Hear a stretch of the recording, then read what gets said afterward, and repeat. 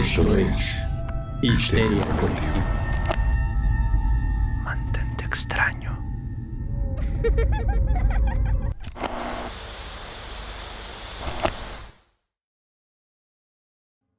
Esto es Histeria Colectiva, el programa donde Fernando Santamaría, Ricardo Medina y Gerardo Braham transmiten desde la estación Fantasma. Y no toques el emisor de ondas ni apagues tu auto. Ahora nosotros tenemos el control de lo que oyes. Yo soy Fernando Santamaría y quiero presentarles al espantoso grupo que nos acompaña el día de hoy. En un lugar de su pantalla se está manifestando nuestro críptido favorito, el hombre, el mito, la leyenda, el buen Dr. Braham. Doctor, ¿cómo está? Muy bien, feliz con la invitada de lujo que tenemos.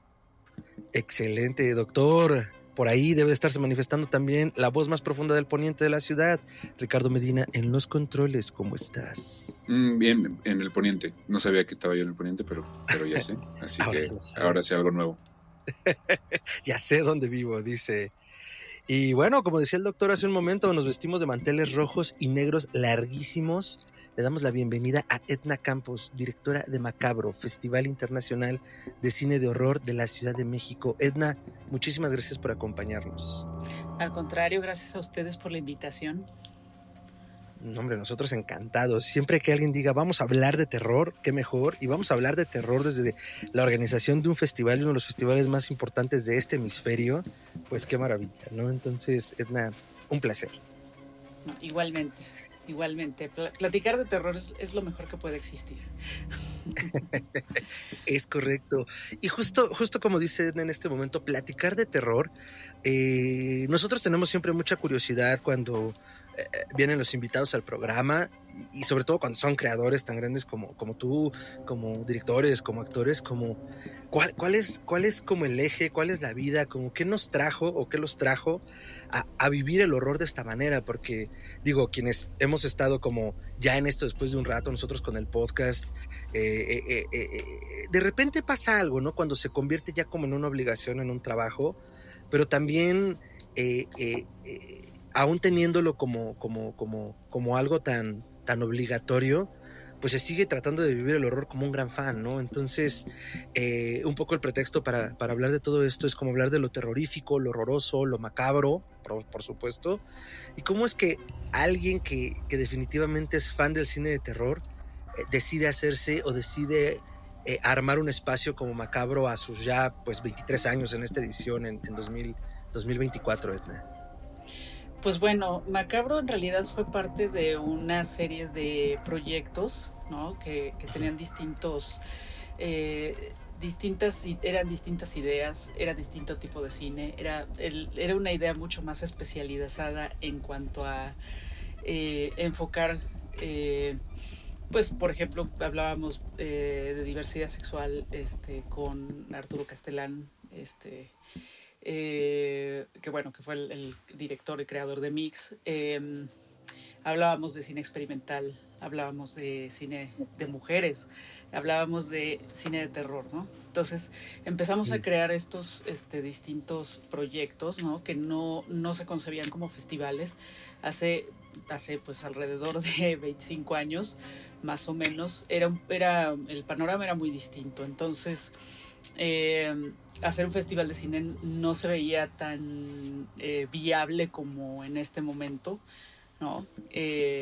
Pero sí hablábamos de muestras, ¿no? Entonces, sí, por supuesto hay un gusto personal por el género, pero ya el hacer un espacio sí se hizo de una forma pensándolo profesional, ¿no? No nada más vamos a llevar películas y hacer, no sé, un maratón, no sé, que fuera pequeño, ¿no? Sino una cuestión con una formalidad, ¿no? Y una idea detrás. Así fue como nació Macabro, ¿no? Y así fue como pues empezó a desarrollar y empezó a crecer, y pues así es como llegó a lo que es en este momento. Me parece increíble porque justo es como brincar del sofá, brincar del campamento, brincar de la pijamada con los amigos. Bueno, seguro hay como más monstruos hórridos como uno allá afuera que quieren compartir, ¿no? Que justo la tribu, ¿no? Que no queremos que nos vean raro de, oye, o sea, sí, pues sí me espanta, pero también mira, está bien divertido, es un peluche, ¿no? O es mucha catsup, como compartir ese horror como tan íntimo, ¿no? Sí, lo justo, cual me lleva justo tal cual, sí, así sí. fue, ¿no? El salirse bueno, nos gusta ver películas de terror o nos gusta ver películas raras, ¿no? Bueno, tenemos ya el conocimiento, sabemos cuál es el camino a seguir, sabemos lo que hay que hacer, que sí, no es una cuestión fácil, y bueno, no era una cuestión nada fácil. Y bueno, a partir de eso, pues ya fue el generar el espacio y pues empezar a construirlo y a crearle una identidad sobre todo. Eso, creo que lo identitario como ya a partir del espacio y poder decir como aquí estamos consumiendo y eventualmente aquí estamos produciendo, que también esa es otra, es lo que genera espacios como lo ha hecho Macabro. Y en ese inter, justo a mí me da mucha curiosidad, me gustaría preguntarte, ¿cuál es la película y en qué momento de tu vida también que dijiste, el horror es lo mío? O sea, esta película me dio duro. Sé, justo por las oportunidades que tuvimos de participar cuando Cine Garage de algunas, pero no sé cuál sea como la dura. Entonces, ¿cuál dirías que te trajo al mundo de oscuridad, pues? Yo creo que fue El Exorcista, ¿no? Que bueno, la vi en muy pocos años de vida, pues, y en condiciones, bueno, sí lo he platicado en algunas otras ocasiones, y en condiciones terribles, ¿no? Porque pues no era precisamente la mejor versión en el sentido de que estaba doblada al español, ¿no? Uy, entonces, de esa. sí, entonces pues yo veo El Exorcista, me espantó tanto que, o sea, sí, no fue precisamente esto es para mí, sino más bien yo dije, esto ya me dio mucho miedo, no quiero saber más de esto, ¿no? Entonces, más bien fue una cuestión como general, fueron de alguna manera los libros los que también me llevaron por este camino. Porque me gustaban las historias, ¿no? Entonces, cuando empecé a ver películas de terror, sí era demasiado para mí en ese momento y sí me daba mucho miedo. Pero posteriormente empecé a verlas ya cuando era más adolescente y empecé a ver películas como por ejemplo de Wes Craven, o sea, fue Claro. creo que por ejemplo Pesadilla en la calle del infierno fue de esas películas que también me choquearon mucho, ¿no? Y me acuerdo que ni siquiera fue la primera, fue, si no me equivoco, la tercera, que es donde vive en una casita de muñecas, ¿no? Entonces, sí, esa fue de las que también me choquearon mucho, ¿no? Pero bueno, después Christine, por ejemplo, también la vi. Esa sí recuerdo haberla visto en el cine. Carrie la vi también en video, como muchas de esas películas las vi en VHS, ¿no? Entonces, sí creo que todo ese conjunto fue lo que me llevó, ¿no? Hasta cierto punto a apreciar mucho más el género, por un lado, y por otro, el empezar a ver películas raras, que bueno, eso ya fue mucho después, ¿no? Que empecé a ver películas que bueno, incluso eran experimentales, ¿no? Pero eran de terror. Entonces, eso fue lo que a mí me motivó profesionalmente a hacer un festival de cine de terror. No, pues todos los ingredientes duros y básicos, claro que estaban allí puestos. Justo. Sí. Yo tengo una pregunta. Es algo que siempre he querido preguntar. ¿Cómo deciden la curaduría del festival de terror? Porque digo, uno luego oye chismes de, no, hombre, que esta película coreana está loquísima, que, oye, los argentinos se volaron la barda con esta nueva película de terror de posesiones, o ahorita que está esta nueva versión de Hellboy que va a salir en cine pronto. Yo sé que, bueno, la idea del festival es traer cine que no es tan comercial, o sea, que no se vaya a estrenar así en todas las salas de México, sino darle la opción al público de repente poder ver autores de horror que no son tan conocidos, pero ¿cómo? O sea, ¿dónde es la mesa redonda? El chocar cabezas, el oigan, esta está loquísima, o nos enviaron esta propuesta de Italia que está buenísima. O sea, ¿cómo se juntan ahora sí que los genios de ahí a discutir qué es lo que van a traer o no van a traer? Bueno, lo que hay es una convocatoria, ¿no? Primero. Ujú. Y más bien lo que sucede es que aquí quienes vemos las películas, revisamos, ¿no? Y nos repartimos el trabajo. Y a partir de eso, bueno, empiezan las propuestas y sobre esas propuestas empezamos a ver qué es lo que está, de lo que llegó, qué es lo que consideramos que puede funcionar para el festival, ¿no?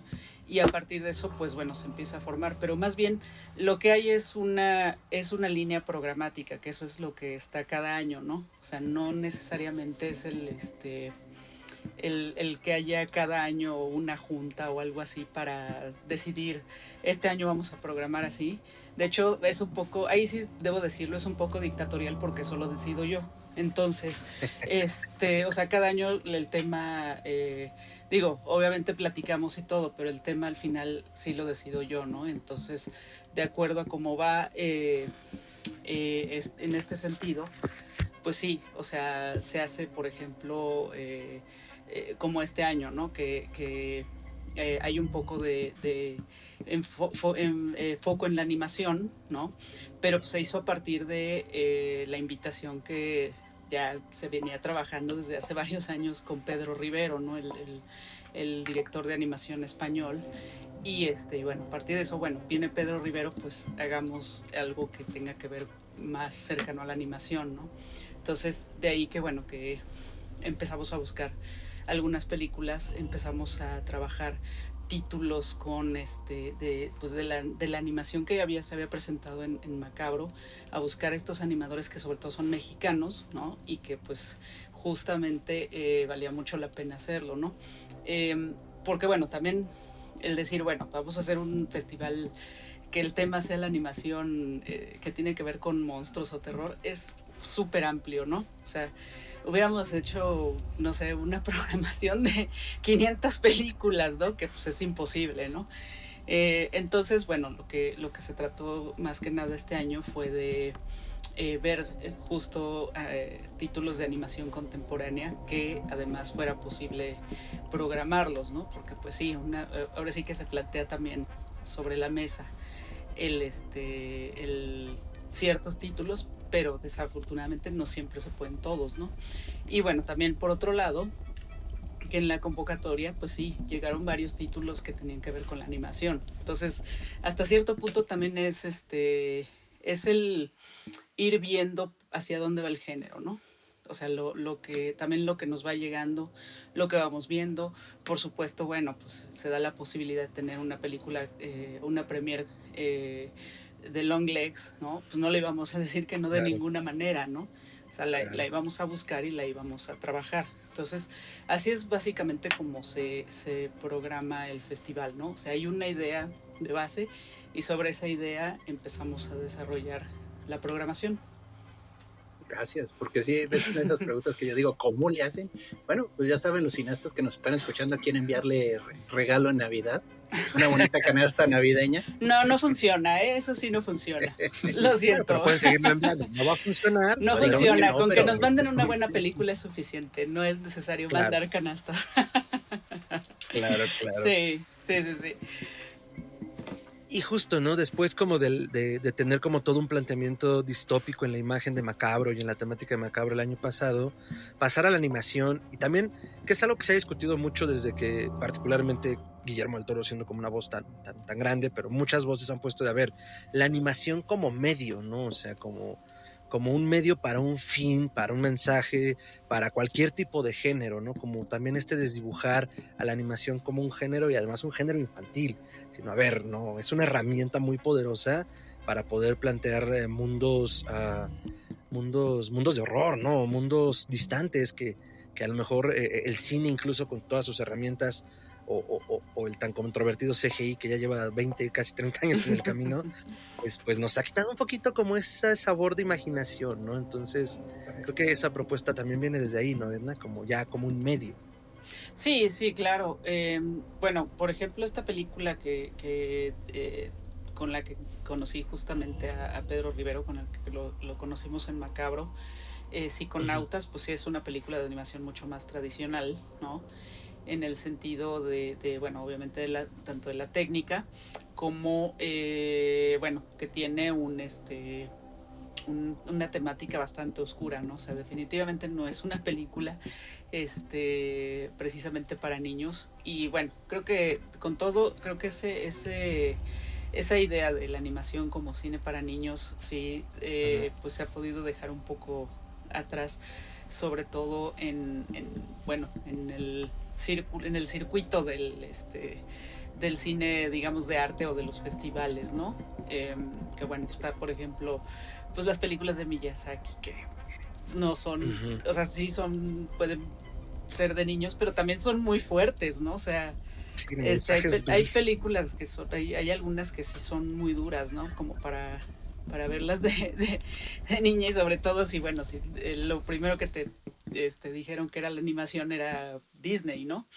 Entonces, y bueno, creo que la mayoría pasamos por ahí, ¿no? O sea, yo sí lo reconozco, ¿no? Que sí, yo de niña, pues sí, por supuesto vi muchas películas de Disney, ¿no? O sea, creo que todo el paquete, ¿no?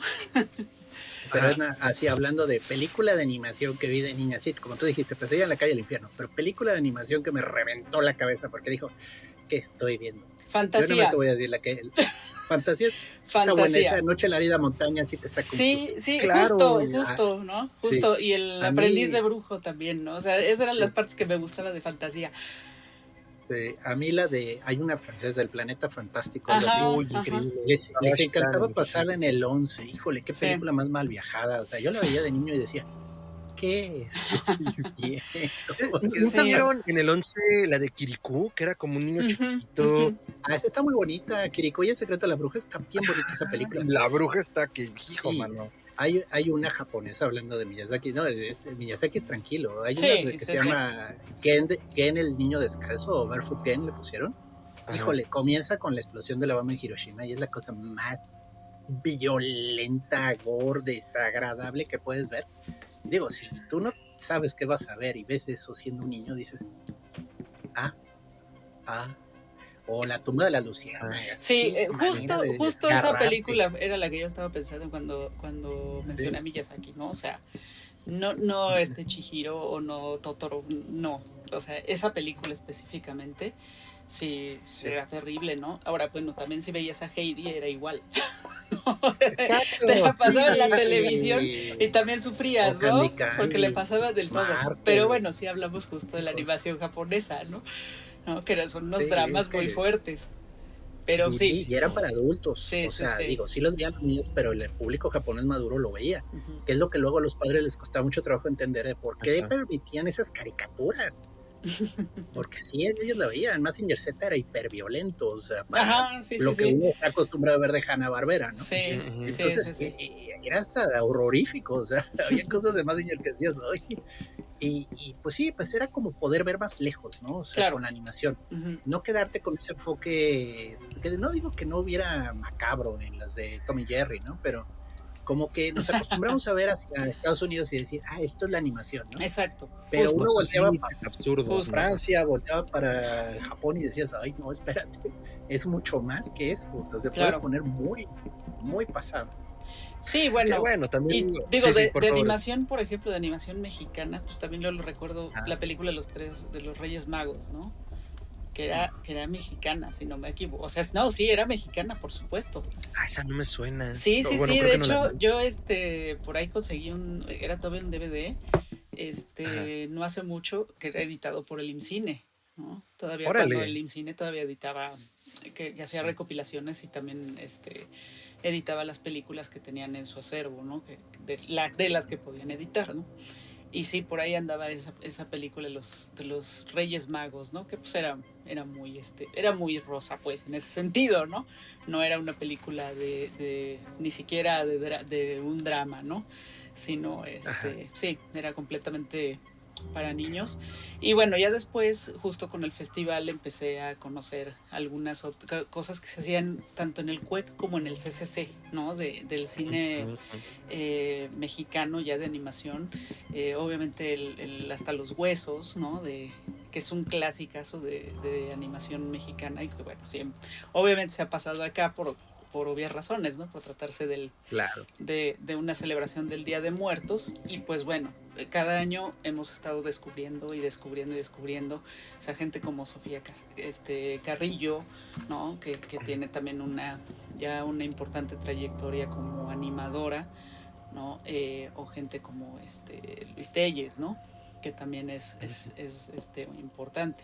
Entonces, de ahí que bueno, que hemos también por ahí estuvimos buscando para poder armar algunos programas de cortometraje mexicano y presentarlo, pero además, bueno, justo que tenga este toque macabro, ¿no? Sí, y ahorita que mencionabas como a todos ellos también y todo lo contemporáneo, en la semana estaba justo aventándome el programa que hicimos en Cine Garage de la edición pasada, y decías algo que me gustaría preguntarte como hoy, que era como el cine mexicano contemporáneo y el estado de las cosas, ¿no? Como también darle esta ventana a sí, muchas rememoraciones, sí, todos estamos como muy educados y forjados por el cine estadounidense, por su cercanía y la nostalgia, pero empezar a mirar, o bueno, más bien seguir mirando, porque ya llevamos como, yo digo, que dándole ventana unos 23 años, 25, al cine nacional, y qué padre, ¿no? Pero que siga allí la voz, ¿no? La lucha de decir, miren, estos directores, estas directoras, estos animadores están haciendo esto, ¿no? O sea, ni está tan chiquito, ni está tan oculto, y también macabro, pues esa plataforma, ¿no? Lo pensaba también ahorita, ahora que fue la rueda de prensa, que estaba por ahí también Lex Ortega, que también ha sido un duro los últimos años, haciendo propuestas distintas, ¿no? Como este corto que va a presentar de inteligencia artificial, si no me equivoco. Sí, bueno, el corto se llama Autopsia, y bueno, sí, incluso tiene al final acaba con I.A, ¿no? Que hace toda la referencia a la inteligencia artificial. Y sí, bueno, yo ese corto lo vi por ahí de octubre del año pasado, que fue cuando lo empezó a mover. Y sí, sí tiene toda la razón lo que comentó ahí también en la conferencia de prensa, ¿no? Que sí la inteligencia artificial de ese momento con la que trabajó para hacer ese corto, a lo que ahorita tenemos, pues ya se ha movido mucho, ¿no? Entonces, claro, yo creo que ahorita todo lo que se haga en ese sentido, pues, no sé, en un año se va a ver ya, no vamos a decir viejo, pero sí, muy raro, ¿no? O sea, sí se va a ver raro. Es bien chistoso como brinco de las tecnologías, ¿no? Porque yo pensaba ahorita, cuando te preguntaba muy al inicio, como tu entrada al mundo del terror, entre las tecnologías y el medio, yo la primera película que vi en la vida, ya lo he comentado en otros programas, y en la vida de 9, 10 meses de nacido, porque en la casa no había mucho que hacer, más que una videocasetera, fue Chucky, el muñeco asesino. Y siempre ha sido como la onda de, es que ¿cómo fue? Aparte de que fue el VHS que le prestaron a mi mamá, como pues, ay, pues mírense esta película. Pues yo nada más veía un mono, ¿sabes? Como un muñequito que de repente se veía raro y pues está chistosito, ¿no? Pero entonces, también como qué clase de dimensión da esas cosas como medio en el cine de terror, de que en ese momento estamos hablando de una marioneta, ¿no? De un animatrónico muy complejo para la época incluso, y que también es una manera como de acercarte de una forma interesante a un género que ni siquiera exploras a veces, ¿no? O sea, que sigue siendo, por un lado, con este nuevo boom, como, ay, el género elevado, porque les da miedo decir que es cine de terror, es cine de terror y se acabó, ¿no? O por otro lado, los que le siguen haciendo el feo, ¿no? Porque como el cine de terror va a competir en ciertos niveles, y creo que medios como tan sugestivos, hablaba del muñeco de Chucky muy a propósito, pensando en la animación, o sea, que un público más joven, que un público ya también con otros medios de contacto con los géneros, cualquiera que estos sean, pues pueden acercarse a algo que a lo mejor ni en las casas se habla, ¿no? O que hasta está prohibido. Gerardo, tú nos contabas, ¿no? Que creo que tu primera película que viste fue El Exorcista, por ejemplo. Sí, pero en Canal 5, con anuncios cada 5 minutos. No, correcto, pero a ver, en tu casa no tampoco fue la mejor forma, ¿no? Sí, yo la vi de corrida, pero con doblaje español. Y tú con comerciales. El poder de Cristo te gobierna. Algo así. Era como el Día de la Bestia de los 70s. Pero no, lo que iba es que pues en tu casa, Gerardo, no era como que se permitiera ver El Exorcista. No, de hecho la vi escondidas. O sea, si mi madre me veía viendo El Exorcista, me iba a mandar con el cura a decir Aves Marías de rodillas. Y por ejemplo, Ricardo, tu primer contacto con el horror, ¿cómo fue? Que recuerdes. No, yo creo que ya fue mucho después, güey. La verdad es que a mí se me hace un género al que no es tan sencillo entrar de joven, porque no hay, no sé si ya haya, ¿verdad? Tal vez sí, y yo no estoy expuesto a él, pero no me parecía que hubiera una manera sencilla a cierta edad de entrarle al género, ¿no? En tele o en películas, salvo con estas experiencias, ¿no? De, pues me tocó en la tele y la vi medio escondidas y ya me gustó a partir de ahí, ¿no? Pero bueno, conforme pasó el tiempo, yo creo que pues mi mamá en algún punto me puso El Resplandor, porque era su película favorita. Nada más. Y dije, mira, está padre. O sea, porque... Y también cuando empiezas pues, en la escuela, que vas con tus compillas al cine, claro. Pues vamos a ver el no sé qué del diablo o el exorcismo de inserta aquí nombre de mujer anglosajona, ¿no? Entonces pues vas y te espantas y está chistoso y gritas y tiras las palomitas y entonces se vuelve más la experiencia de ir al cine a gritar y hacerte tonto de adolescente que realmente ir a disfrutar la película por lo que es, ¿no? Y creo que ahorita decías algo interesante, Fer, que decías como que estamos tan acostumbrados a esta visión norteamericana de todo en general, pero particularmente hablando del horror como este molde de película de horror en el que son un grupo de adolescentes y llegan y los asustan y los matan y ahí se acaba, ¿no? Y siempre al final el cliffhanger de va a venir una séptima secuela eventualmente porque van a regresar. Que digo, han habido casos exitosos, ¿no? Pero creo que también empezando este podcast fue que lo empecé a consumir muchísimo más y empecé a hacerme un criterio de qué cosas me gustaban a mí dentro del género. Yo lo evangelicé, Edna, perdón. Muy bien, ¿no? Muy bien. Para eso venimos a este mundo. Sí. Evangelizar gente, te va a gustar. Y por eso cosas como Macabro me gustan, ¿no? Porque me permiten salirme de ese molde que es lo que está disponible todo el año en los cines, ¿no? Y ver otras visiones, no otros géneros, pero otras maneras de contar estas historias, ¿no? Y por personas muy distintas o con un bagaje cultural mucho, pues más, es diferente, ¿no? Entonces creo que eso está muy padre. Lo que sí me da curiosidad, Edna, y a lo mejor si te pudiera preguntar es si crees que hoy, a través de Macabro o a través de cualquier otro medio, ya se haya facilitado el acceso al género del horror como tal, para, a lo mejor no para infancias, pero sí para personas más jóvenes, ¿no? Gente que, pues que no los dejan ver El Exorcista, pero bueno, a lo mejor sí les compran este libro, ¿no? Ve esta serie y a través de esta serie puede que te guste. Pues mira, yo creo que creo que es una de esas preguntas difíciles de contestar, porque de hecho me lo hicieron hace poco también. Si yo recomendaría a los papás que llevaran a sus hijos a ver películas de terror, ¿no? Entonces yo lo que pienso es lo siguiente, ¿no? No los lleven, pero déjenselas por ahí. O sea, ¿no? Claro. O sea, no, pues no, o sea, no lo puedes llevar a ver una película pues muy gore, ¿no? O sea, pero déjale alguna película por ahí, ¿no? O sea, quizá algo, no sé, más de fantasmas o cosas así. Ahora, también creo que la mejor edad para empezar a ver el género es cuando eres muy joven, ¿no? O sea, que, no sé, unos 10 años, ¿no?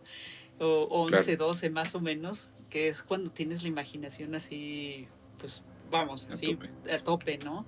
Entonces, pues sí, una película que a lo mejor nosotros vemos, que dices, hay otra vez la película de el fantasma que acosa a algún miembro de una familia, porque el libro, porque no sé, alguna cosa así.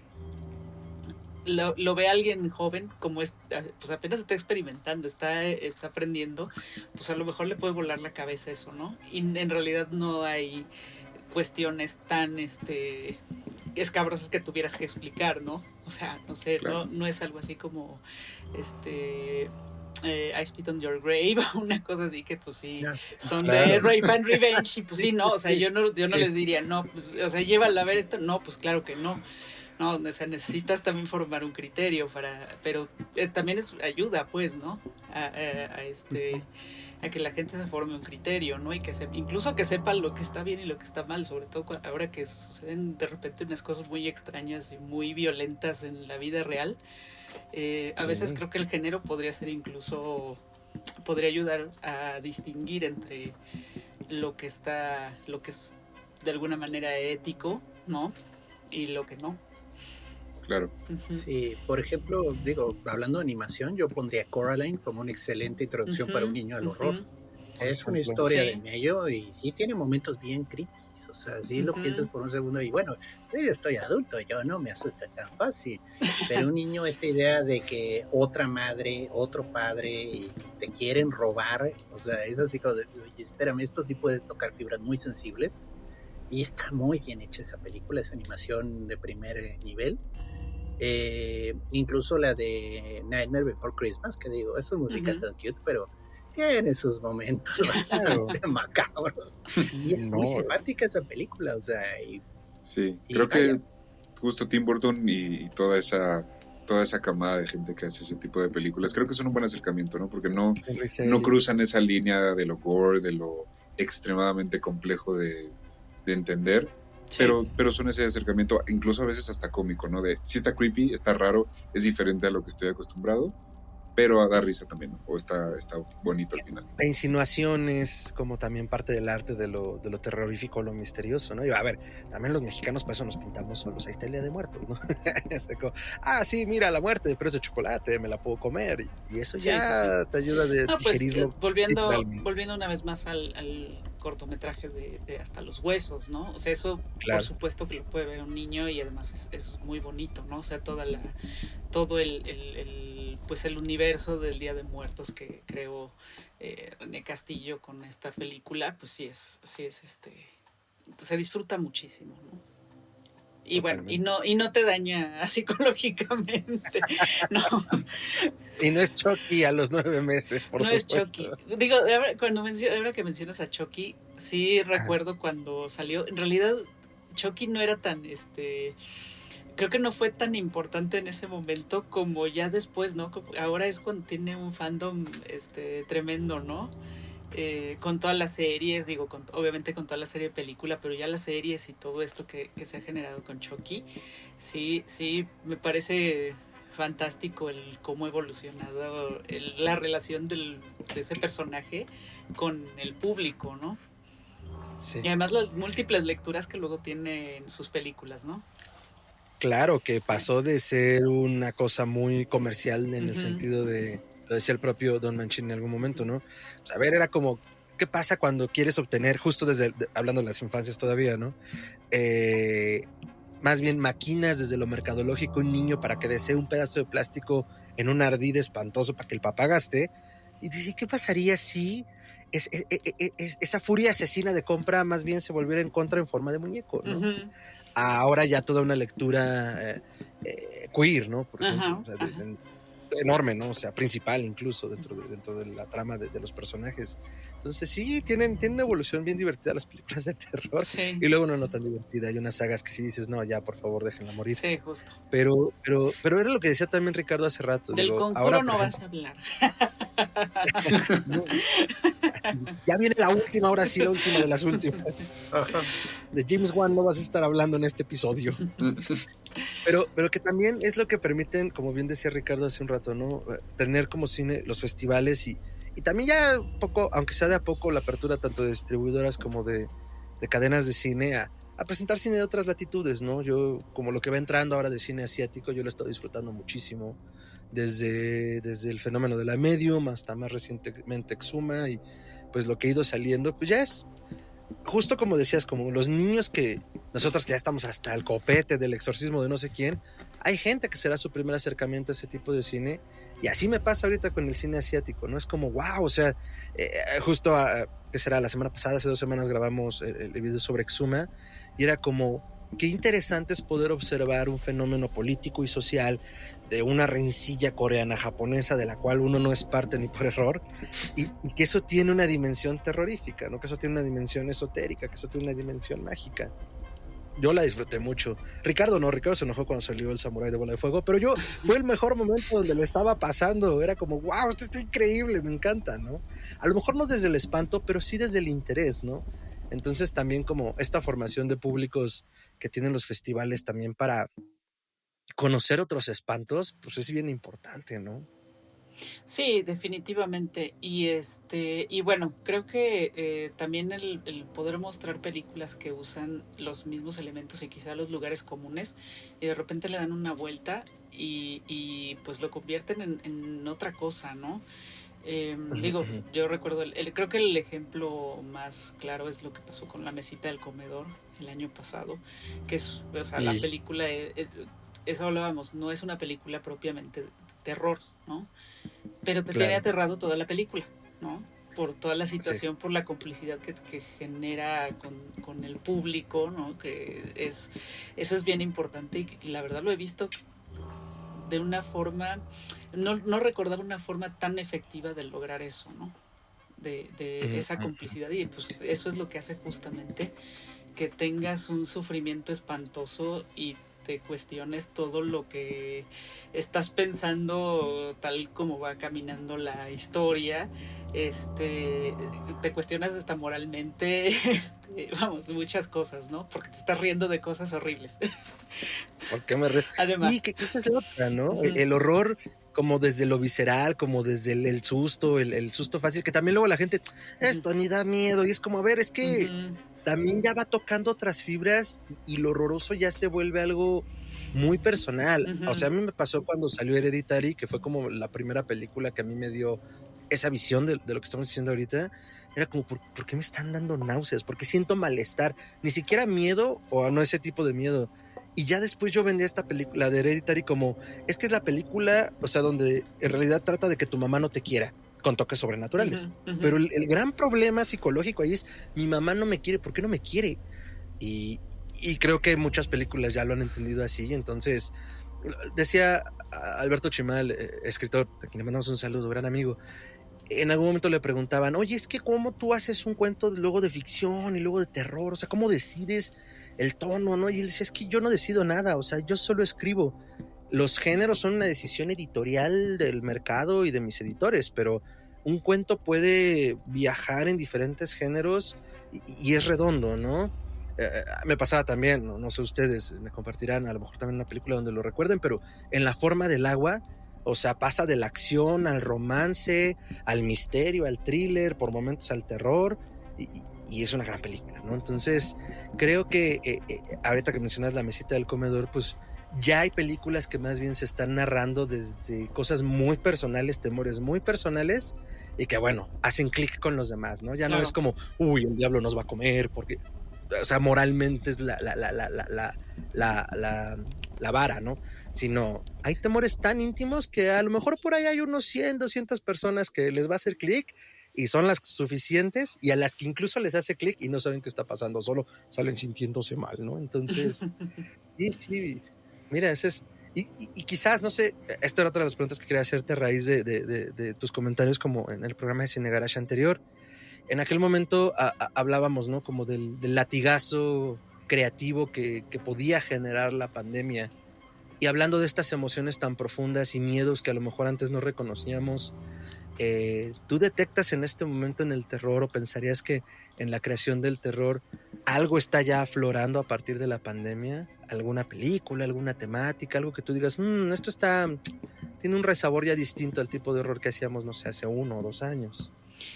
Pues fíjate que no, realmente yo también lo pensaba, ¿no? Que iba bueno, que la pandemia iba a detonar cierto tipo de historias, ¿no? Lo cual sucedió. Uh-huh. Pero en este momento, no sé, creo que sucedió una especie como de bloqueo general, ¿no? Y de aburrimiento también del tema, ¿no? Ya como ocios. Sí, o sea, porque también se volvieron, lo que salió se volvió un poco reiterativo. Entonces, de alguna manera fueron películas que se agotaron bien rápido, ¿no? O sea, justo pues estas películas que se hacían a través de Zoom, ¿no? Que sí se hicieron varias, ¿no? Sí, Digo, y funcionó, pegaron duro. la que funcionó fue esta película no recuerdo cómo se llama, pero que hacían una sesión espiritista por Zoom, ¿no? Por Zoom, sí. Sí, justo esa, ¿no? Que la verdad me parece que fue muy buena, les quedó muy, muy bien, ¿no? Funcionó muy bien. Pero sí, justo todavía este año, pues sí, a través de convocatorias recibimos algunas así. Y pero ya menos. sí, pero no funcionaba, honestamente, ¿no? O sea, Claro. ya es algo Ajá. que como que, o sea, incluso la misma experiencia del Zoom en ese momento en que se hizo esa película, pues era algo que era lo Ujú. del momento, era como nos estábamos comunicando, como todo el mundo estaba trabajando, que Muy veías novedoso. a tus familiares y todo esto, ¿no? En este momento ya no se siente igual, ¿no? O sea, ya como que perdí un poco de frescura, ¿no? No Ujú. tanto credibilidad, sino frescura en cuanto a que, pues bueno, estás viendo que está sucediendo una cosa terrible a través del Zoom en una reunión familiar, ¿no? Ujú, Ya ujú. ya no se siente fresco, ¿no? O sea, entonces creo que sí, se agotó un poco eso. Y bueno, quizá lo que se está eh, manejando ahorita, que sí podría decir que es una consecuencia, es toda de alguna manera, esta violencia, ¿no? Que, que, Ah, ok. que vino después, una vez que todo el mundo salió y de repente todo el mundo como que enloqueció también después de tanto encierro, ¿no? O sea, todas estas enfermedades Sí, sociales, diría yo, ¿no? sí, Creo pues que por uno, ahí Verdadero, sí se puede ver. sí. deberían hacer ya más bien hacerlo un tema actual, como el miedo que da que tu empresa te diga, no, pues ¿sabes qué? Mejor si ven a la oficina, ya en tu casita ya no puedes trabajar. Eso sí da miedo, y ahí hay un Sí, tema Ay, algo la bien. así, algo gasolina. así, ¿no? Algo así. Es la gasolina, la comida, el tiempo que pasas en traslado. Sí, sí, sí. Sí, Ay, eso también, sí, digo, también incide, ¿no? Por supuesto. totalmente. No, y tienes razón en esto último, ¿no? Como los niveles de hastío que se sienten en el aire ya afuera, ¿no? Como Ujú, toda la urgencia cuando empezó a normalizarse todo. ujú.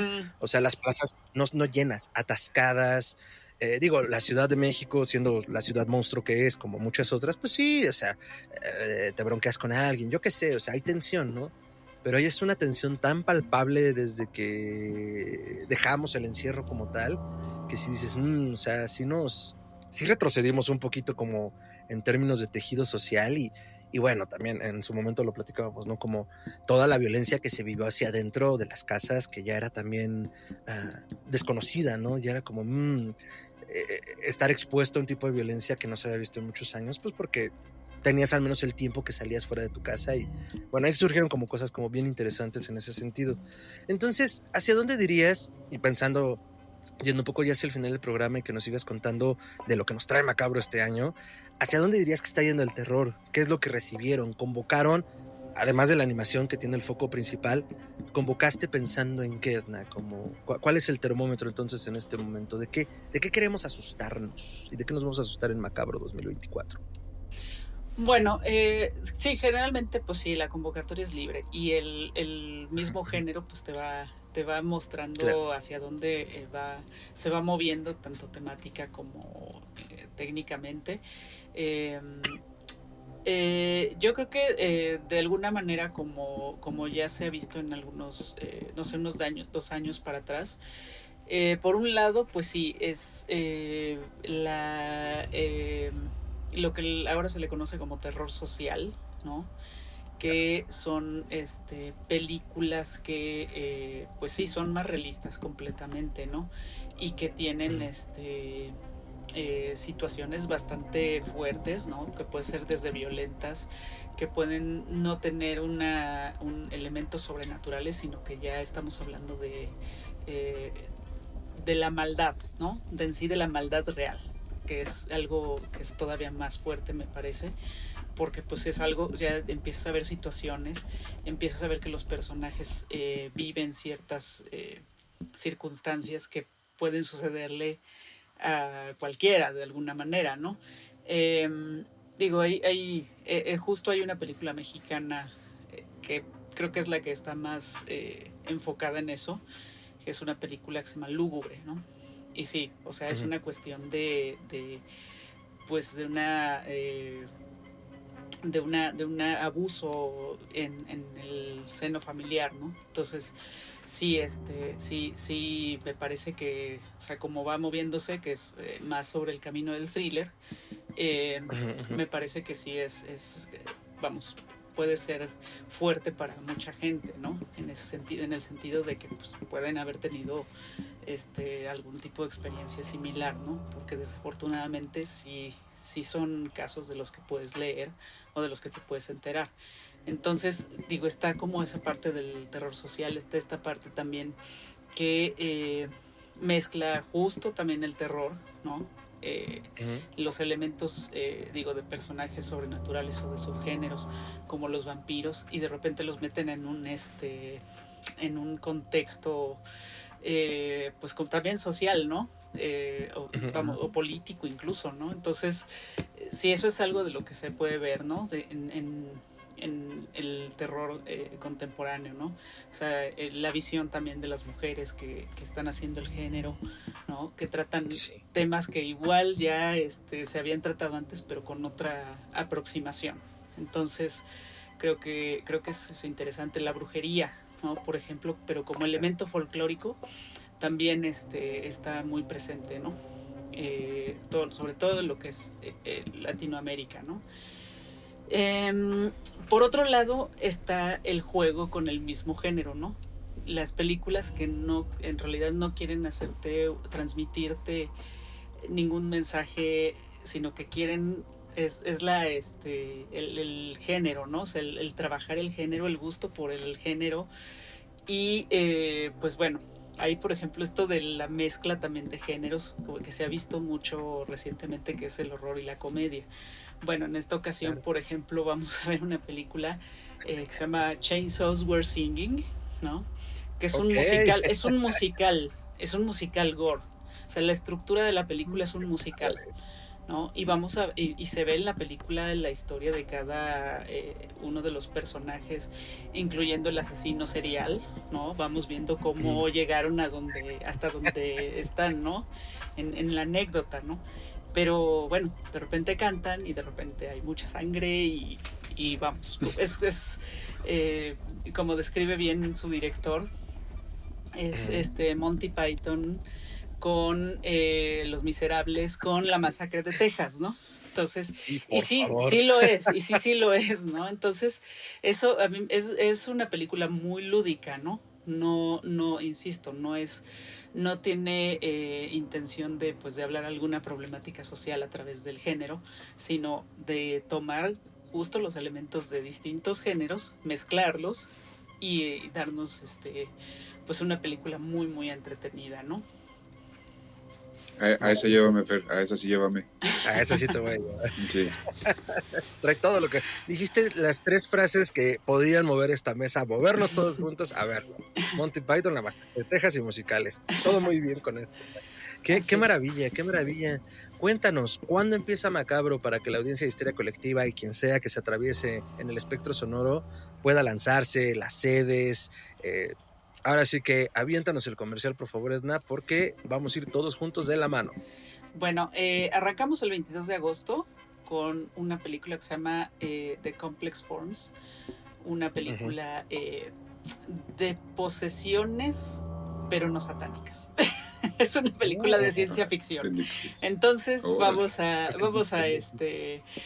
ver otro tipo de posesión que no tiene nada que ver con el diablo, ¿no? Y bueno, tampoco con el mismo género en cuanto a la clásica posesión, ¿no? Sino es otro tipo de posesión que tiene que ver más con temas de ciencia ficción. Entonces, bueno, esto va a ser el 22. El 22 de agosto, que es la inauguración en la Biblioteca Vasconcelos. Ya muy pronto daremos a conocer cómo pueden asistir. Es una función gratuita, eso es un hecho. Y a partir del 23, pues vamos a estar en la Cineteca Nacional, en la Cineteca de las Artes, en el Cinematógrafo del Chopo, en la Casa del Cine, en centros culturales como el Centro Cultural España, el Centro Cultural El Rule, el Centro Cultural Javier Villaurrutia, algunas de las faros, ¿no? La Faro de Oriente, Faro Cosmos, Faro Azcapotzalco, Faro me está faltando uno, Faro Aragón. También ya a partir de la siguiente semana, a partir del 28, en la Julio Bracho, ¿no? Pues pasamos del Chopo a la Julio Bracho. Entonces, Perfecto. sí, y bueno, ahí van a estar algunas de las sedes son gratuitas, otras son con boleto pagado, pero bueno, ahí va a estar ya próximamente. Ya tenemos la mayoría de la información en la página de internet macabro.mx, ya muy pronto horarios y pues muy pronto podrán consultar a dónde es gratis y a dónde es de paga, ¿no? Museo Panteón de San Fernando, que siempre es muy buscado, Claro. por supuesto. Tenemos 2 funciones ahí. ¿Qué van a proyectar ahí en esta ocasión, neta? Vamos a proyectar la primera función, un programa de cortometraje español, ¿no? Todos son cortometrajes españoles. Se llama Desde España con Horror. Ah, y en la segunda función que tendremos ahí vamos a hacerle In Memoriam a Roger Corman presentando La muerte de la máscara roja. wow, sí, justo preguntaba porque San Fernando siempre se ha prestado para hacer como funciones bien puestas, por decirlo de alguna forma, ¿no? Sí. Cuando se llenó y gente afuera para Veneno para las Hadas. Sí, así yo es. no logré entrar. Así Entonces, es, sí. Llena. Sí. Para que estén pendientes porque ahí es una gran sede. Sí, es una gran sede, Sí. pero bueno, el cupo es máximo, es de 100 personas. Antes Antes sí se podía un poquito más, pero bueno, redujeron un poco el cupo. Y bueno, pero quien logre entrar, la verdad es que sí es toda una experiencia el ver películas de terror o así, vamos, lo de Veneno para las Hadas estuvo buenísimo y fue increíble. Sí. Uh-huh. Sí, entonces ya lo saben, digo, está porque muy además padre, ese día estaba lloviendo. Estaba lloviendo mucho. Afortunadamente hay una carpa, ¿no? Entonces ya si entras a ver la película, sí, no, la ves tranquilamente, ¿no? Pero sí estaba lloviendo mucho, entonces todo el ambiente estaba muy ad hoc. Puesto. Maravilloso, Edna. Pues muchísimas gracias. Ya ustedes. lo saben, ya escucharon las fechas, ya escucharon las sedes, ya escucharon las películas. Ya solo pongan las ganas y el miedo. Porque Macabro es una de las grandes propuestas. Yo insisto, estoy de acuerdo con Eric Estrada y mi mecánico también. Es uno de los grandes festivales del hemisferio occidental. Entonces trae muy buenas cosas y cada año estamos ahí presentes. Sigan sus redes, sigan a Edna, estén al pendiente de la página y también sigan por acá la cobertura, porque por acá le estaremos dando, como siempre y como todos los años, una columna, una reseña, algunas historias, recomendaciones para que vayan a verlo, porque eso es lo padre de Macabro. O sea, si no la cachaste en una sede, luego la cachas en otra. Entonces no hay pretexto para no acabarse la programación que con mucho horror curan desde acá, y como nos cuenta Edna, que además cura ella directamente. Entonces, pues ya lo saben, todo el horror. Edna, muchísimas gracias por estar con nosotros y por hacerte un espacio. Sabemos que ahorita estamos grabando esto 2 semanas antes, 10 días antes de que el festival arranque. Todavía tiene tiempito, pero en el festival, miren, la vamos a ver presentando películas y disfrutando de todo el horror. Pero qué bueno que pudimos hablar un poquito antes de que arrancara la aventura, Edna. Muchísimas gracias y pues los micrófonos de Histeria son para ti, para lo que ocupes del festival y para lo que quieras hablar. Hablamos de ficción, magia, ocultismo, seguro, de terror, de películas. Entonces, mira, este es tu espacio, esta es tu casa. Bueno, hablando de eso, rápidamente, antes de que nos vayamos, vamos a tener Río de Sapos, que es un documental mexicano sobre una curandera de Catemaco, y ella va a estar en el festival, así que ya, con eso. Ya puesto. Con eso. Ahora sí. Puestísimo. Nos ponemos de acuerdo, ¿cómo no? Río de Sapos. Muchísimas gracias. Muchísimas gracias, doctor, audiencia, Ricardo. Nos vemos en el Macabro. Hasta entonces. Bye.